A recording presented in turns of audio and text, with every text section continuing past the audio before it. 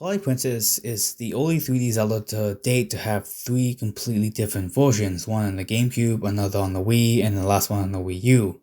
And today we'll talk about what has changed over each version starting from the Wii and GameCube versions.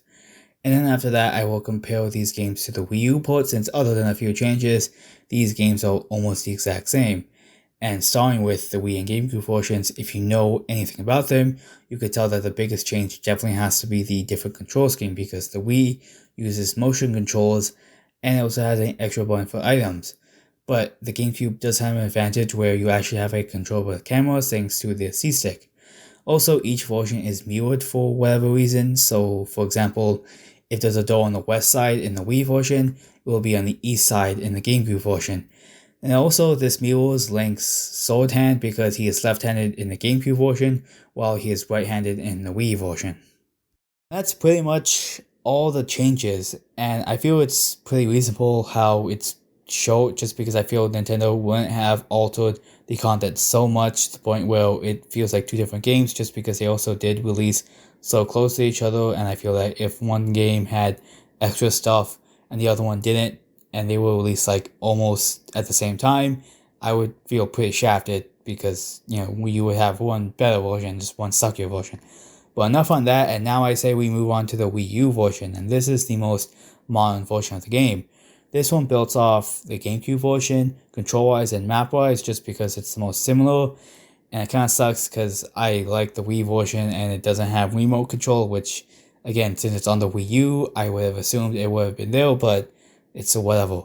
But this does actually have all the gameplay elements from Wind Waker HD, that being able to show a different map on the gamepad, being able to swap items without pausing, and having gyro controls.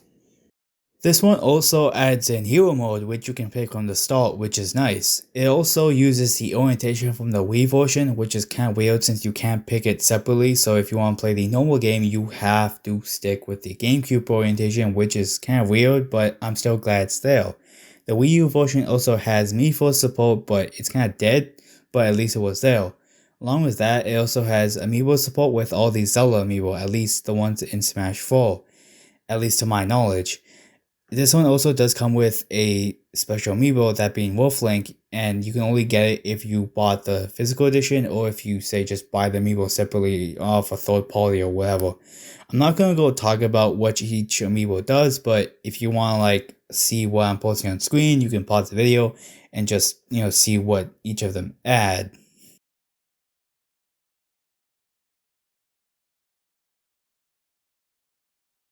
Now we move on to some changes that were made to some areas of the game.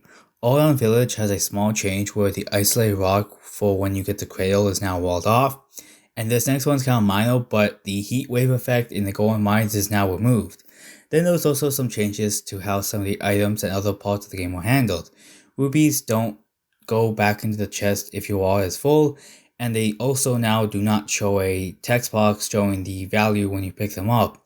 This first change makes collecting the chests a lot less annoying because now you don't have to go back and then recollect the rubies, so obviously just a lot easier now. The wallet sizes are also different. The normal one fits 500, the big one fits 1000, and the giant one fits 2000. The Tear of Light also reduces in this version, where in the original it was 16 and now it's 12, and it just makes the wolf parts a lot faster. There also is a new item called the Ghost Lantern. This one helps you find posts even during the day. Also on the posts, the game shows you how much each area has, and it also shows you on the map screen, which is really helpful. The map also does show locations of many different stuff, that being the horse grasses, the mini games, side quests, and the last location where you had saved.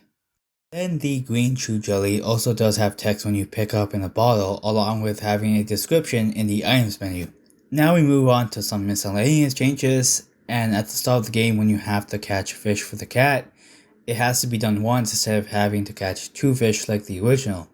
Also, Link's sword does not hit walls anymore, which can make combat a lot more manageable in tight areas. Something that's also really nice is that the animations for swimming and climbing are sped up, along with you taking less damage by falling into lava, where now it's 1 heart instead of 2 hearts. Also, this next change is very minor, but Midna has a reflection where you can actually again see her in reflective stuff, while in the other version she did not. I know it's a very minor change, but it's still there and it's just a nice visual touch.